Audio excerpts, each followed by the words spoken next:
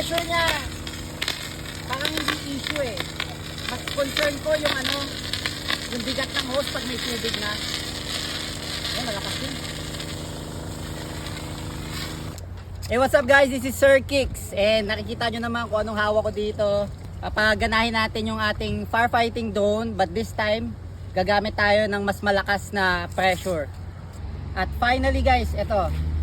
Nakakuha na kami ng hose na 1.5. Ito ginagamit talaga to sa firefighting. Standard size yan, 1.5, meron ding 2.5 yan. Pero dahil maliit lang yung prototype natin, prototype lang po ito, maliit na version to, probably 1.8. May chance na hindi pa. 1.8 size lang to. So, pwede kasi kaming gumawa ng 16 propeller or more. Kung kailangan na mas malakas pa o mas malaki pa. Pero susubukan natin siya sa 1.5 na hose. Hihinaan lang muna natin yung tubig, dahan-dahan natin papalakasin hanggang malaman natin kung hanggang saan yung kaya niya. Hindi po, unuulit ko sa mga mabilis mag-comment na hindi nanonood, hindi po ito yung actual na produkto. Prototype lang po ito. Pero nakaka-gather kami ng magandang data using this. Kaya ito muna ang ginagamit namin. Plus, magaang siyang i-travel. Kasi yung full size nito guys, halos kasi laki ng flying car ko. Kung alam niyo yung Facebook, YouTube channel ko guys, makikita niyo doon may mga flying car ako na ginawa. Halos ganun kalaki. Ayan, sige, let's go. Ito nga ito.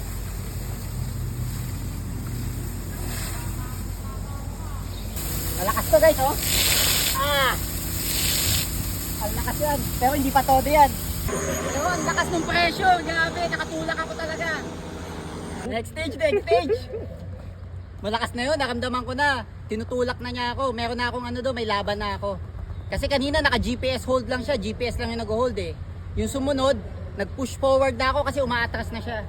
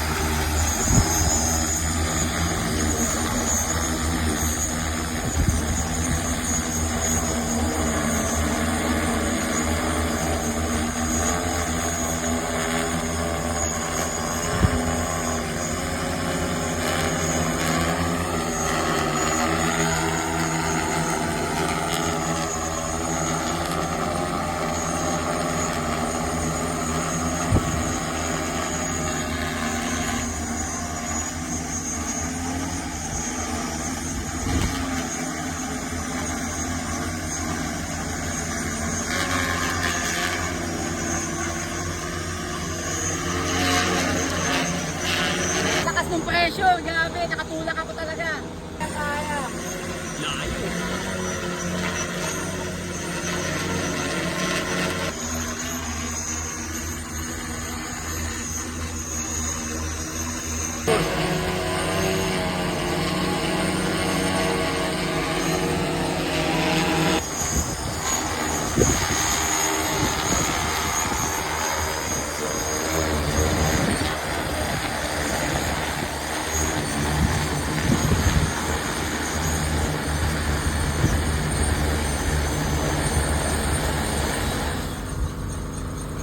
Yes! Next stage! Matapang. Next stage!